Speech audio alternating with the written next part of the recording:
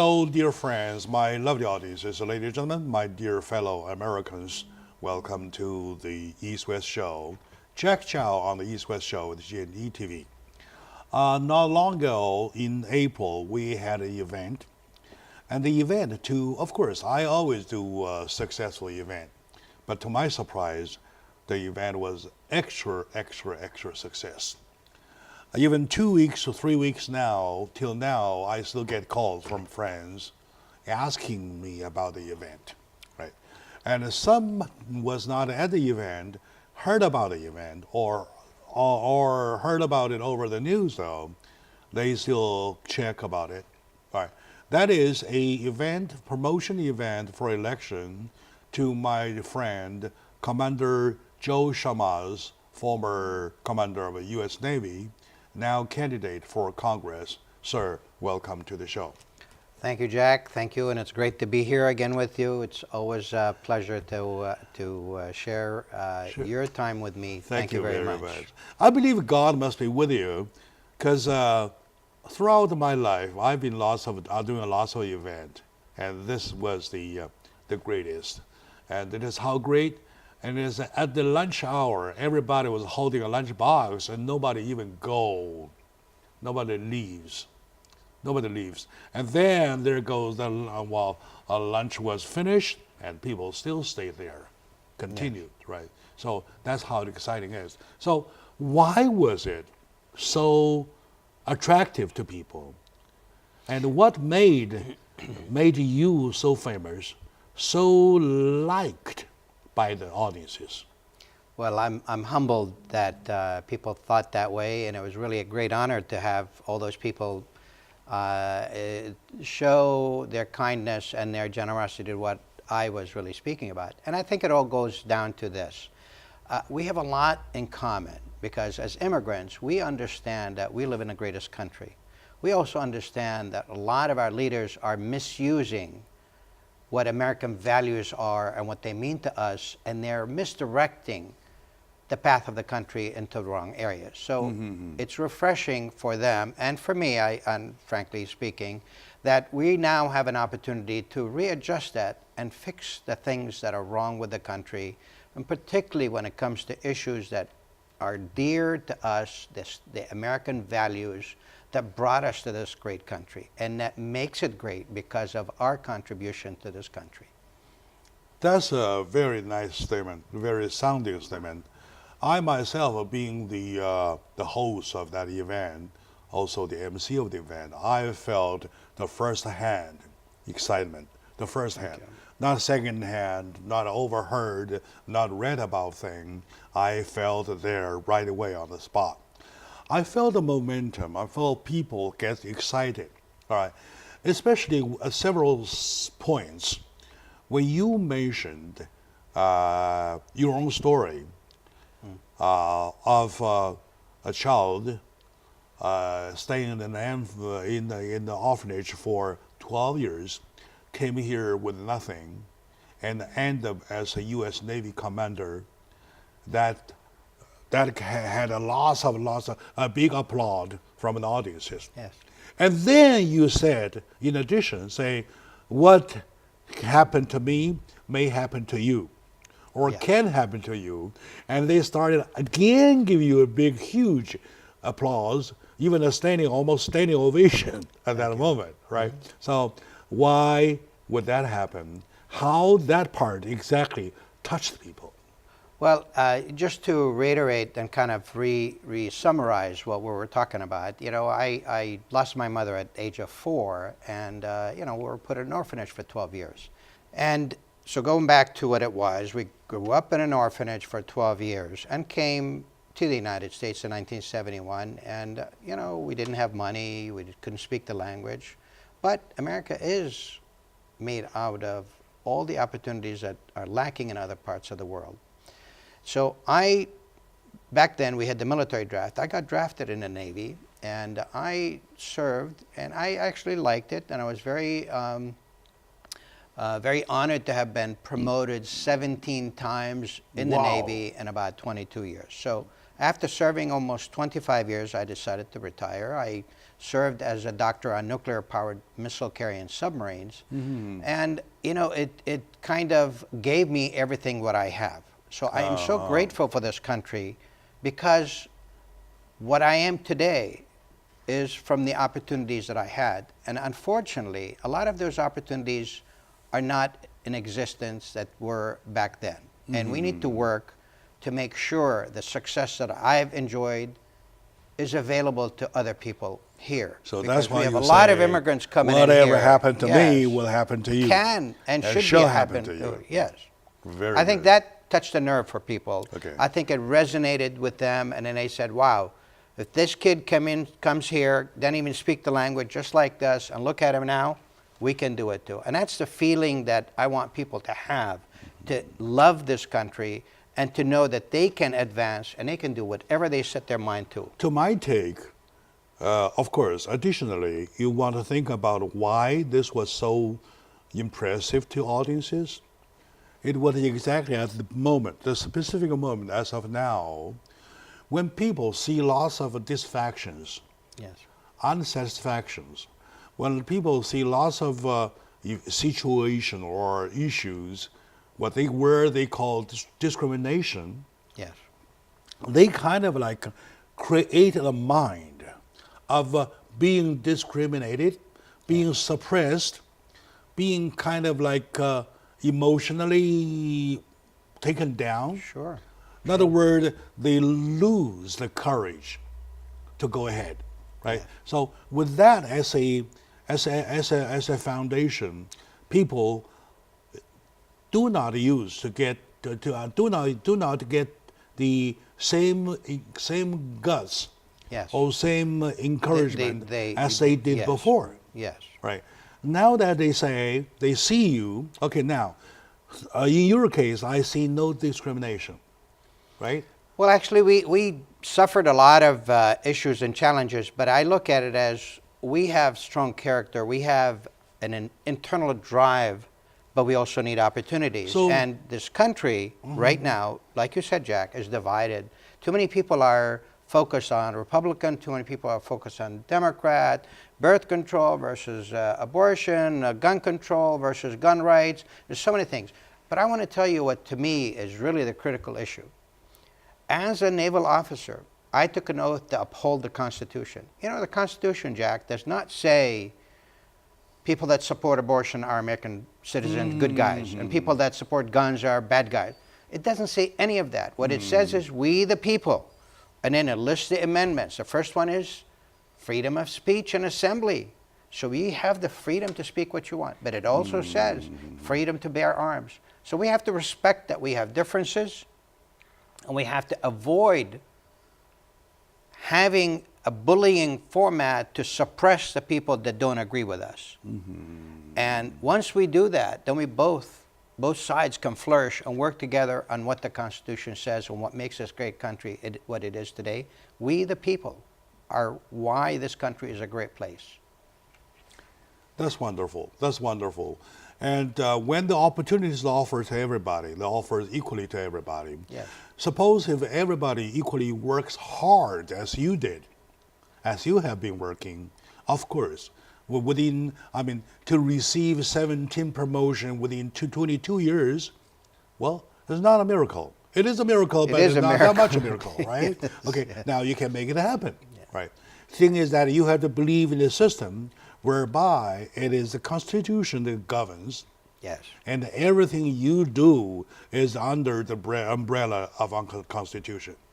Am I right? Well said, Jack. I Very think good. that is exactly, if we refocus on what really matters, and that is we all enjoy the liberties in this country because of the great founding document that makes this country what it is. It's the Constitution. If we follow the Constitution, if there are parts in it that we disagree, just like in the past, they can work on making changes to the Constitution, but the Constitution is a fluid document, and it provides us the guidelines of what makes America greater than any other country on earth, with the most opportunities. And we have to make sure that those opportunities are back on the table so that, just like Jack and myself have succeeded, anyone else should be able to have that same opportunity with their work and due diligence. They can succeed as well. I used to say, and I still do say, that I do have a special respect to people who put up themselves servicing the country, such as yourself. Thank you. And every time when I see one, I salute, and I salute from the bottom of my heart. Not only for the fact on the layer, on the surface layer, but the fact that they tend to be more constitutional. Yes. They tend to understand more what the word sacrifice is, what the word service is, right? And then they tend to have a smaller self than the rest of the folks. Am I right? Am I reading your mind? You're making me really understand the true meaning of why service people really enjoy a higher status nowadays. It's because what Jack said, it's about service. It's about humility. It's about putting the country first. People that serve put their lives on the line to protect the rest of us. Yeah. I'm honored that I served 25 years, and I honor all my fellow military members that do that. But it's not just them. It's also their families that are immensely affected because of their service. Often they're away from home for months at a time, and there's no father figure or mother figure at home. It's a quality Yes. you have to be trained to have. Yes. You're not born with. Remember the other day at your event, there is a guy who spoke. The blind gentleman? Yes. Lost his eyes, Yes. right? Yes. Okay. I'll give you another incident. 2 days prior to that day, there was a big event where he was there. Everybody was there lined up to get in, right? And he was there. When I saw him, I invited him to go to cut the line to get him in first. Sure. He refused. He stood there with his pole, waiting, right? That's the kind of discipline, yes, the kind of the dignity. Yes. This kind of dignity that we all respect. Yes. Where do you get it? Trained. Yes. Very good. Now that we are talking about election, at the time of election, it is always the moment for you to exercise your right to vote, right? It is your right to vote, yet you have to vote your right. You have to exercise your right by voting right. So that is my point. Voting right means that you choose the right man to represent you. Mr. Commander Joe Shamas, in my eye, is the one for the 29th District for Congress. Let's take a short moment out. When we come back, we'll keep digging from this person's inside to see the quality I'm talking about. Stay with us.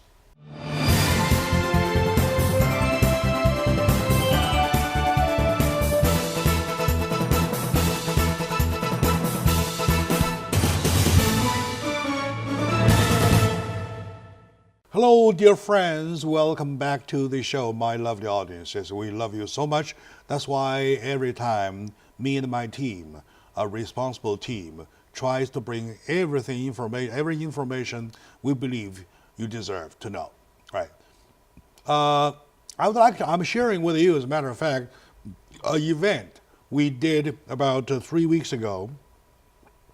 And by the way, that's my job. Right. And I do event almost every week, but the particular one was so outstanding, was so successful that I have to keep talking today. That is for Mr.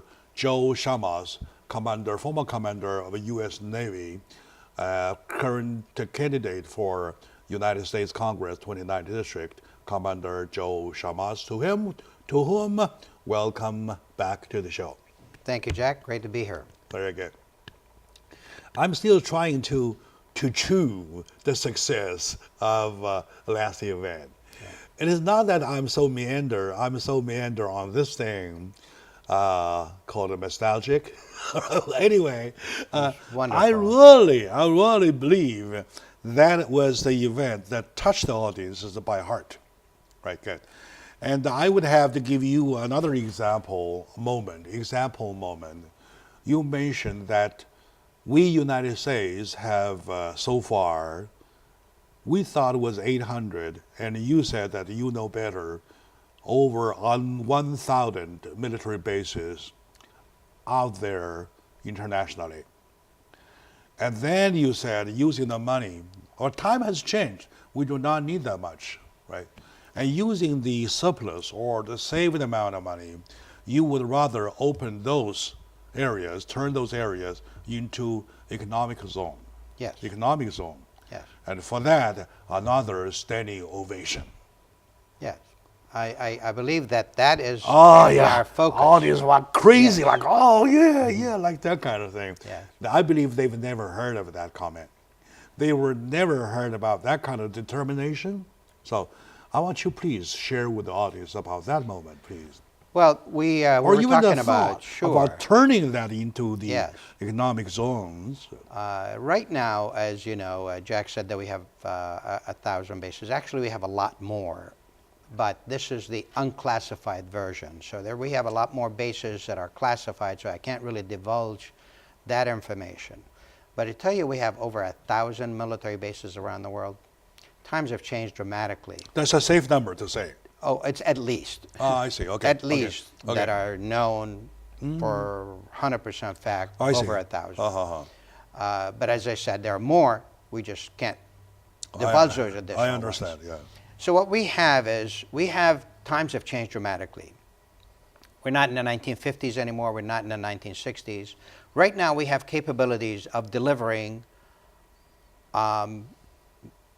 whatever we need to deliver, from military responses to military readiness capabilities, anywhere around the world within 24 hours.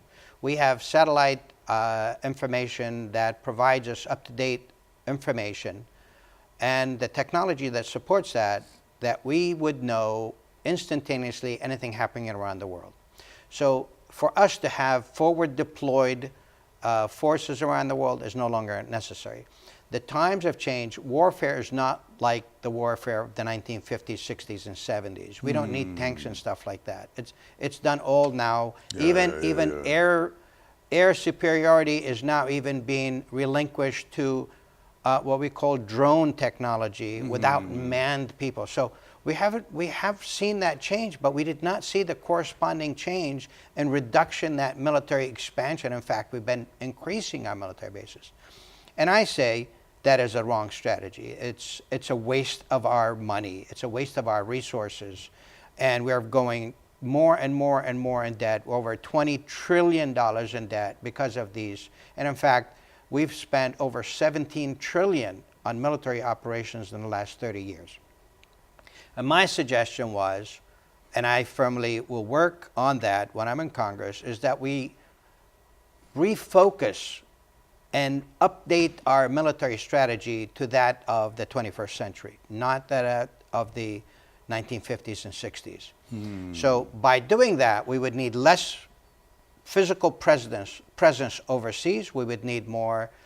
In my view, we should refocus from selling weapons to selling and improving business relations around the world. Yes. And if you look at it, by doing that, I believe we would foster more goodwill around the world than we are doing today. And more importantly, we will help countries to help themselves. And when their economies improve, in turn, it helps our economy, because now they become a better purchasing partner for our products and our technologies. Well, that sounds like a huge plan of the century, I would say. Yes. I wonder if my audience had heard it clear, loud enough. It was such a brief idea, such a smart idea. Now, understanding now that the time has changed. Yes. When we say time change, we're saying that Cold War is over, right? Okay. Now, the technology has changed, right? Where we used to have 100 bases, now maybe 50 can do. And the technology changed when 50 can do, now probably 25 can do. Yeah. Right? With all these taken into new consideration, taking into a new budget, right? We probably really want to do another play with the numbers to find out there is going to be quite a big number of surplus. Yes. 17 trillion is not a small number. It's an astronomical number. Yes. Right. So with the money saved, we can do everything we can to help the areas where we used to have military bases in his term to turn it into economical special zone or something. Absolutely.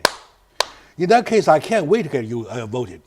Let's do it, Jack. Well, I can't wait. Get everybody right? up there to register to vote and vote and make the change happen. Yeah. And I believe each one of us All right. has a distinct capability guaranteed by the Constitution, your right to vote. And I encourage you to exercise the right to vote, but more importantly, and I want to refer back to what you said, Jack, vote your right to vote for the right candidate. Yeah. So That's you why I have an say opportunity to right- study the candidates your- and do the right yeah, thing. to put them into one sentence, though, your right to vote right, Yes. right? Your right to vote right. Your right to vote right. Lots of people vote wrong and with lots of regret. Oh my God, I shouldn't have voted for him or her. It's like I would, if you'd bear with me, I would share my thoughts on this. I call it the definition of insanity is doing the same thing over and over and expecting different results. We vote the same people in office, we keep in office, we re-vote for them, and then we expect change. Change is not going to happen unless we change the formula. Yeah, you're And the right, formula you're is right, you're new right, blood, you're right. new thinking, get that old You are right. mentality out right. and refresh it with All right, good, great good, new good. thinking. Okay, now you are facing lots of challenge, obviously. Yes. Because it is not many people thinking your way. So, It's true. in other words, you have to sell your ideas, your concept, once you're elected. How do you prepare yourself in that way? Well, it's a very fair statement, Jack. And the thing that I want to identify and clearly state is I will never compromise the safety and security of America, period. Unquestionable. All right. But I believe that we have to do things differently. We have to do it in a way that makes more sense, in a way that actually will benefit America. Right now, our military adventures overseas are only creating conflicts around the world. By changing those mentalities to a new concept of doing business interrelationship with other countries, we foster goodwill, we improve their lives. All the issues that we're facing today of security challenges would disappear. Because you want to do business with somebody, you don't want to fight that somebody if he's selling you bread, he's selling you technology. You want to foster and improve that relation. Right now, we don't have that. That's a good one. That's a huge So we have point. to do That's that. huge And one. I believe if I talk to other personnel, the congressmen and women, and the senators, to try to, for them to understand, as a military person, I was in for 25 years. Even within that 25 period, there was a dramatic change in technology and capabilities. I know a lot of there's them haven't understood that. I know there is no big group behind you. And as your campaign slogan, you're not receiving money from them. That is right? true. Okay, now, it is not the true fact that everybody like you with no interest group behind. Talking about the military budget, though, you always talk about interest group there. Yes. Who want to sell their stuff, who want to push their sales, who want to increase their production, who want to internationally sell weapons to see more conflict as as possible. All right. Yes. How do you fight the war yourself? And how are you preparing yourself? I know, sir, I want you to understand that we start at this point pin our hope on you now already. I will tell you this. I will not disappoint you. One of the things that, as Jack said before, and I stated as well, I got promoted 17 times, not because I followed the system. I bucked the system and did what was right.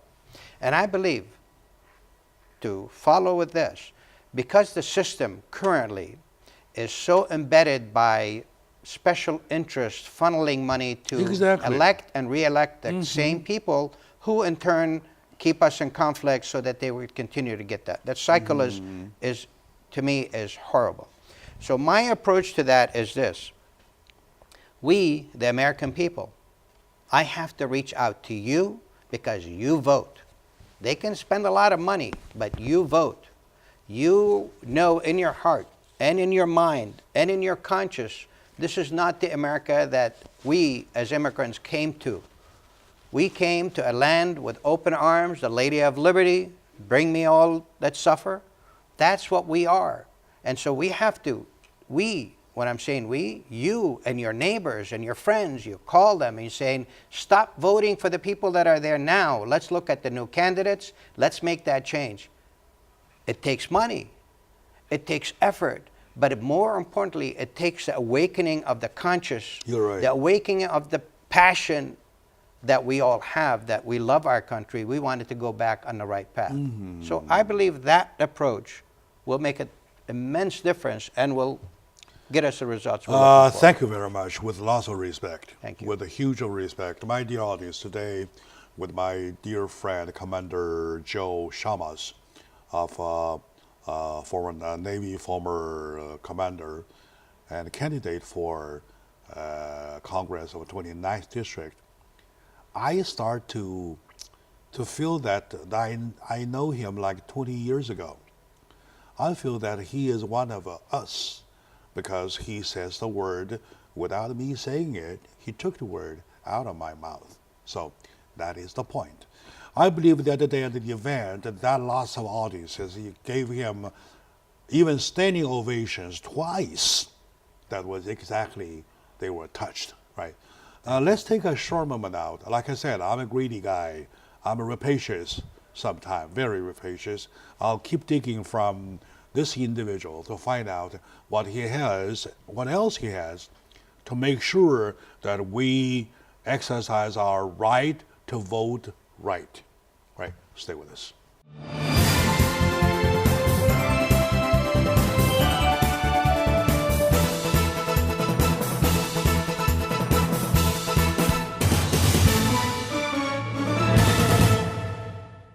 Hello, dear friends, lovely audiences, my dear brothers and sisters, my fellow Americans. We love you so much. Me and my team working very hard to provide information for you, including at this election time. We go around with the candidates to find out who might be likely be the one. And then we recommend to you, how about him, how about her, like that kind. I came across my dear friend, Commander Joe Shamas, candidate for Congress for the 29th District. I found out, to my surprise, he has an ideology exactly same to mine, right? And there are lots of moments, such as the event 3 weeks ago, he said a few words that got himself twice a standing ovation. My audience is so touched. We shared one by one with you just now, and we move on, right? Now, you mentioned under the Constitution, people have the right to express themselves, and number two, to bear arms, Yes. and yet there are different issues, right? We see different issues. We see on one hand, the irresponsible media. Their mouths are getting bigger and bigger. They took the liberty of saying anything they want, and well, within 5 minutes, they will never return, right? Yeah. And on the other hand, we have the right to bear arms, and we have the voice to call for gun controls. So once you're elected in office, though, how do you deal with the size problem, which go against each other? How do you find a silver lining or promote your silver lining? And there's another task. It's a very fair question, and actually I'm glad you asked it, because these are the issues that drive me to run, in addition to the other issues that I mentioned earlier and on previous shows. Mm-hmm. Our country is so divided, and our country seems to be single subject focused. And we have to look at the big picture. And the big picture is this. We have a founding document that gives us the guidelines of what our country's statutes and laws and all the issues that govern our daily life are based on. So there are some indisputable facts in there, like the fact to bear arms. Of course, everything in life has to have some balances. When we talk about freedom of speech, I have the right to speak anything I want. However, you have to understand you might have the legal right to say something. You also have to consider there are some things you say that may be unethical. It might void confidentiality agreement. There might hurt people willingly, intentionally. You don't want to say things to hurt people intentionally. So when we talk about freedom of speech, yes, we have that under protection under the Constitution, but I won't say something intentionally to hurt Jack just because I have the right to do that. You can't say hi, Jack, and airborne, right? Exactly. So right? in the same token, when we talk about the right to bear arms, it's in our Constitution. It doesn't mean that now I'm going to go buy a tank. On the other hand, it doesn't mean that you're going to say you can only buy 5 bullets. I mean, we have to have a balance, and the emotional side has taken over the conscious side of being able to understand and respect each other's views and interpretation of the Constitution and find common grounds. We have not had a Congress that works together to find common ground. We have more and more and more divisions than we have more and more collaboration. So my function in Congress would be to forge unions among like-minded and like-thoughtful individuals. And together, we'll be able to make that change and the wave to change the things that need to change and to address the issues that haven't been addressed. They've just been kicked down the road. Oh, thank you sincerely. Thank you sincerely. While listening to you, I started to create a feeling that it is exactly the thing that we miss, right? Yeah. Why we say that? Why I say that? Because we see nothing but extremes. Yes. We see things on the extreme right. We see things on the extreme left, right? Yes. Take gun control, for example. Take Whose Life Matter, for example. Take Me Too movement, for example. Yeah. Take the same-sex issue, for example. Take whatsoever. Anything okay, now you take is too divided. It's a mixed world, yes. However, too divided. Yeah. Your first word of the statement, you will balance it. The word yes. balance gets my attention right away.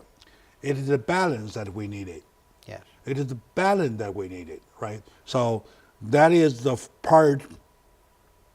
Most importantly, at this very moment, my dear friends, my lovely fellow voters, if you really look at the American politics, you will find out we lost the balance already. Yes.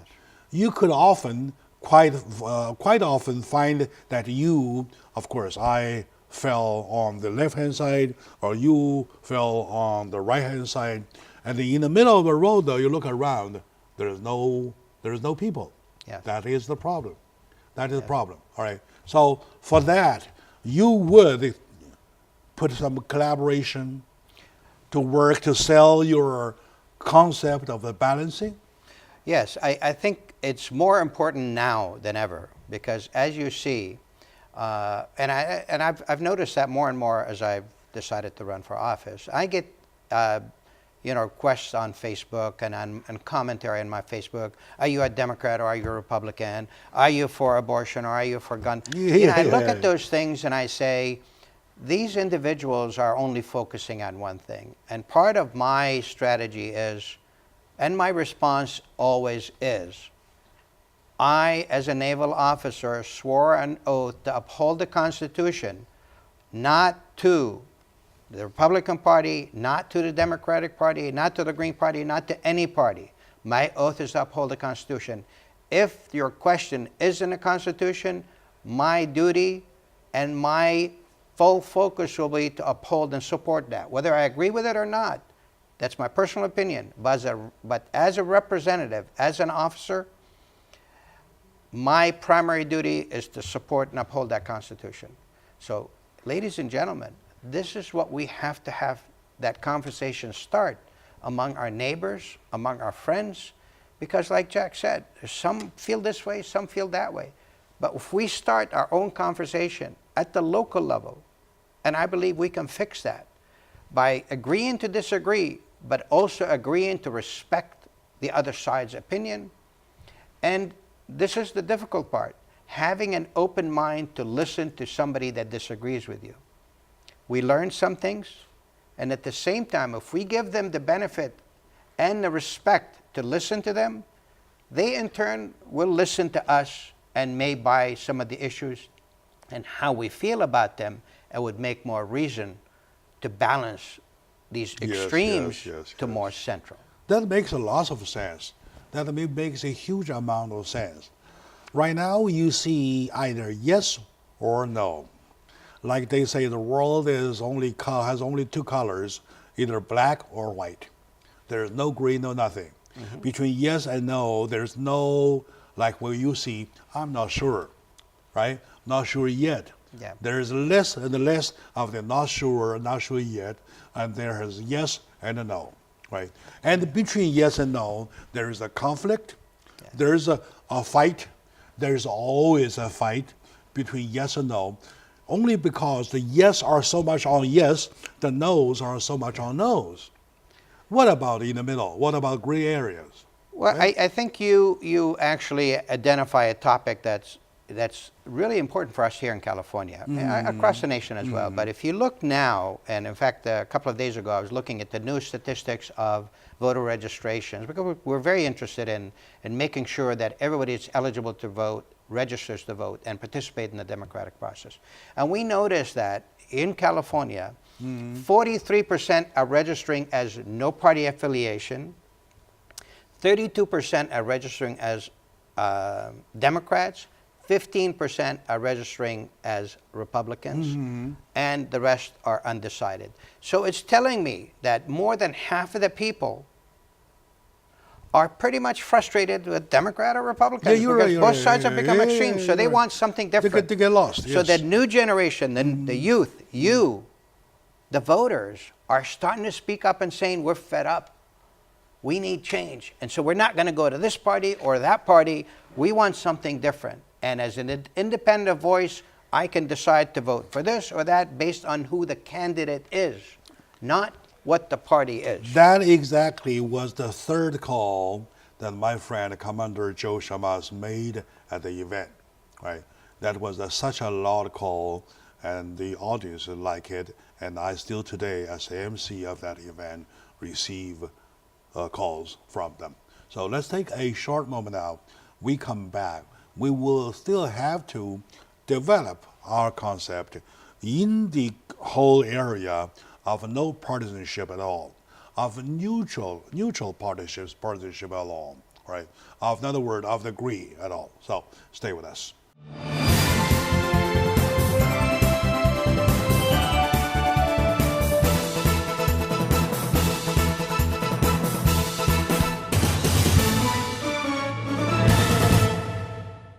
Hello, dear friends, my lovely audiences. Welcome back to the show.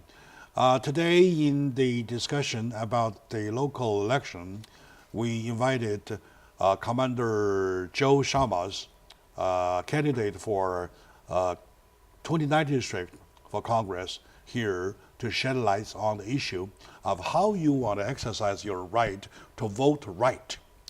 To vote right. To exercise your right to vote right.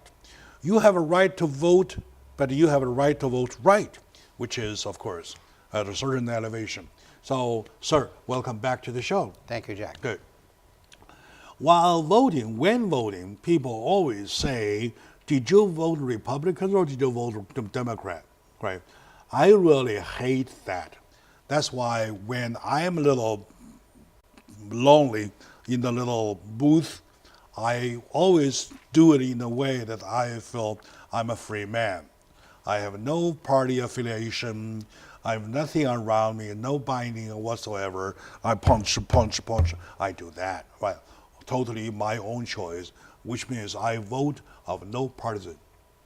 And the other day at the event, the third point of my friend, the Commander Joe Shamas, he made was that he would, in the future, once elected to office of Congress, he would vote of no partisan, right?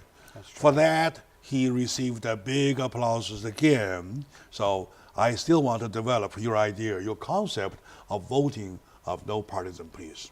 Yes. I think it's more than ever, it's necessary that we put partisanship aside and put the country first.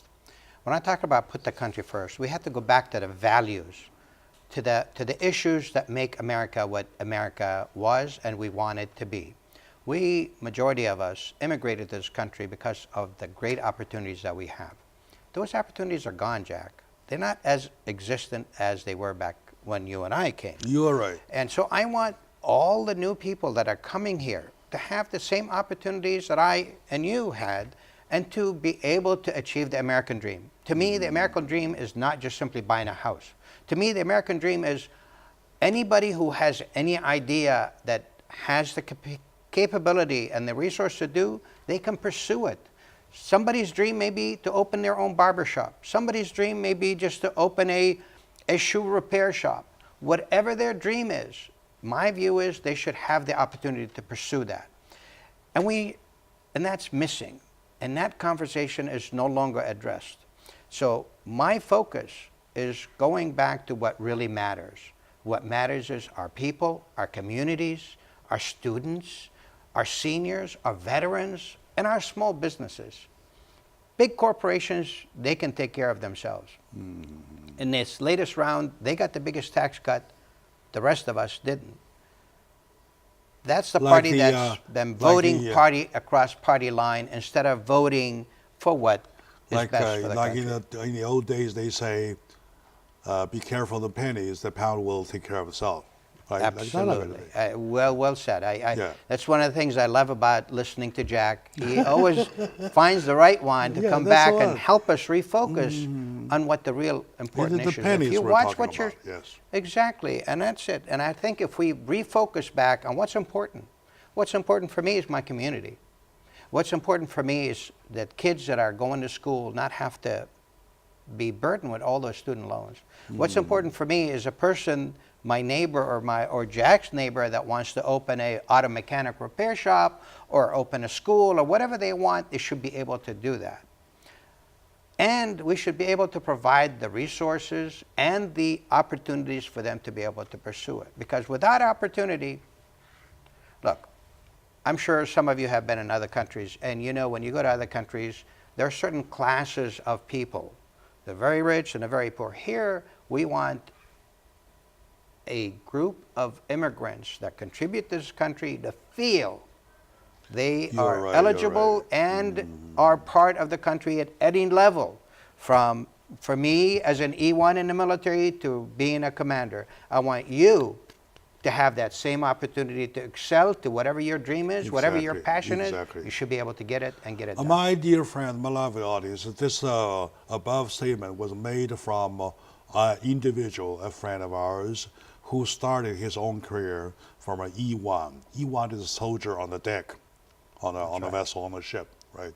And the commander is the one on top of the vessel, right? So he promoted 17 times during a period of 22 years.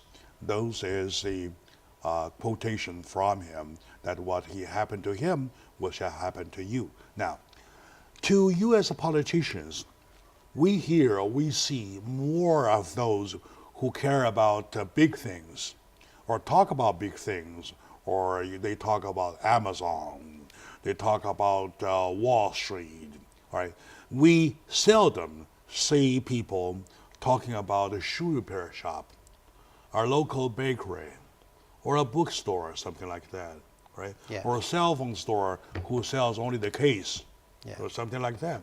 Those are the things, together, the backbone of our economy, which my friend, the candidate for Congress, 29th District, Joe Samas, would push about.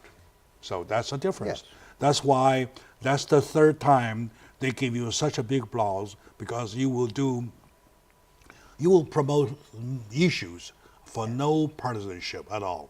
No. Exactly. Very and, good. And that's really what's really important. See, if you know somebody is working, one of the big advantages of working, to me, and I'm sure to Jack and many of the in the audience, is the honor of being able to say and look in the mirror and saying, I am providing for me and for my family. That to me is priceless. Unlike a situation where I can't find a job, I have to ask help from the government or borrow money from friends and family and neighbors. Nobody wants to do that. We all, and I believe this very firmly, we have an honor that's ingrained in us as immigrants to be able to say, I can take care of myself. I came to America, and America provides the opportunity, not give me money. I don't want free money. I want the opportunity so I can accomplish my dream, help myself and my family, help my community, and help my country in return. And that's what's been missing now. And Jack said it very well. That's a very, very grassroots. That's a very, very grassroots issue. We're focusing on the big things. Yes. Focus locally. Yes, you're right. And the big, like you said, focus on the pennies. The budget will take care of itself. Yeah, it's good. Focus on the small Amazon. business. Amazon will survive itself. Okay. Absolutely. Right? Absolutely. And Alibaba will survive themselves. Yes. You don't have to add your statement about Alibaba to make Alibaba stronger. It is Jack. Jack needs probably a mower in the, for the lawn. Yes. Right? Yeah. I need a pair of gloves or something like that. Absolutely. So those are the issues that this congressman, this future congressman is ready for. Right? Also, we have a few minutes that I would like to check about your family value. Of course. Your definition of a value, of a family value, what does it include, and how deep that is in your mind, please? Jack, this is a very dear subject for me. As you know by now, I grew up in an orphanage. I didn't have a father, I didn't have a mother, I didn't have a family per se. The fellow orphans were my family. So living here in this country, I see that as one of the issues that I would like to see being done a little differently. Unfortunately, a lot of people that I know, a lot of Americans, kid turns 18, I want him out. Kid finishes college, and you want him out. I think totally the opposite. I love my kids. I love my wife. I love my mother-in-law. My mother-in-law is 95 years old. She lives at home with us. And you know what? It is a wonderful blessing for us. She's a wise woman. No nursing home. Some people ask me, why don't you put a nursing home and you have your freedom, you can travel, you can go anywhere you want. I said, that's our mom. That's my mom. And they look at me like, well, they don't get it. And this is part of where I believe we're different. We're different because we care. We're different because we have a thought in here that says families are critical for our own well-being, for our own mental health, for our own physical health. Family that stays together, family that is bonded together, is priceless. Absolutely priceless, Jack. Okay, versus that though, how do you comment if you find out some candidate for either Congress or whoever has a fair ex-marriage affair, or even a kind of like sexual conduct that's not proper, stuff like that? How do you comment on those stuff? Well, you know what I mean, right? Yes. I mean, look, I just want to start out by saying I'm not a perfect person, but I think the difference that we have is that as a grown person, you know what's right and you know what's wrong. When you do something wrong and you know you're doing something wrong, to me, I call that willful intent. That means you did it knowing you're doing what you're doing is wrong. And to me, you should be held accountable for that. In the case of misconduct with a minor child, I would vigorously pursue every legal means available to put that person behind bars, because I don't want that action done on my daughter, your daughter, or anybody else's child or minor. Certainly, you will not vote for that person. I would not vote for a person that is under that kind of a mentality that because I'm a powerful person, I'm an elected official, I can do what I want and I'm beyond reproach. But let me tell you one thing, you're not beyond reproach. We will come after you, we will nail you, and we'll put you behind bars. You will not represent us, you will not represent our community, and you will not speak for us. Those are ethical values that we hold very dear, and if you don't uphold them, you need to be out. Exactly, exactly. People don't forget. People do remember, right? Yes. Yesterday, there was a comment on the radio talking about the candidates, the plural number. One of them had an extramarital affair, right? He was a famous guy, and he is running, right? They did not say, should you go ahead and vote for him or not vote for him. They just kind of joking around with the extramarital affair all the time for 10, 15 minutes, right? Shame on them. Yeah, sure. Shame on them, sure. shame on them, shame Right. on them, because And this is the kind of mentality that perpetuates that, saying it's okay to do that. Why would they do that? They would think the same way you and I think. For a person with that kind of background, come on, right? Not even qualified to be on the ballot, something like that kind of thing, right? Yes, I think you really stated what the prevalent mentality is, that it's okay, but it's not okay.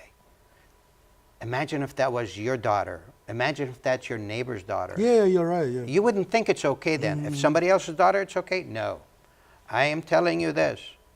We as Americans, we as immigrants, we as a community hold better values than that. And the minute we know that this is a fact, we should speak out in loud voices. Yeah. And when you hear, like Jack said, commentators talking about this very lightly, switch away from those radio stations, switch away from those TV stations, stop supporting that kind of thinking because it's wrong, it's immoral and unethical. The hidden purpose of doing that was exactly calling for that, right? Yes. Plus, you can do it once. Who is going to give you a guarantee there couldn't be the second time, the third time, or more? Right? I mean, we have an example in the Northeast Valley where we had an assembly member was recently resigned because of that sexual allegations, which were in fact proven to be true. And then we had another assembly member who followed, and he also resigned for sexual. So that mentality has been prevalent that if you're a powerful person, you can do things and not be held accountable. And let me tell you, ladies and gentlemen, all those examples indicated, Yeah. in the first place, those voters who voted for him exercised their right to vote, but the vote was not right. Yes. Right? So, And the people that were there to support them and help them to get promoted and to get elected are the same ones that we have to also question their judgment. So that's what Jack was talking about. Your right to vote the right way. Thank you very much, sir, for that. That is a very, very sounding philosophy. Once again, I call upon my audiences to go outside to exercise your right to vote, but vote right. Okay. Speaking of vote right, though, I believe lots of my audiences so far, especially when they were there with the event, or they heard about the event, or they read about the event, they will decide to vote for you. Right. Thank you. If they want to show some support, though, you have a website or anything you can share with us? Yes. You know, it's going to be on the bottom of your screen. It is www.Shamas, SHAMMAS.com. You can go to that website. You can read a lot about our issues. There are a few videos there. You can watch the videos so you can understand directly what we're talking about, some of the things that we didn't cover here. And there's a coming event in Pasadena, invitation only. If you would care to go, you contact me by calling the number on the screen. I'll probably go with you. Well, let's go together and see what's happening. All right? So, my dear audience, thank you very much for watching. And to Joe, thank you for shedding lights on the issue. Thank you very much. Good luck to you. Thank you.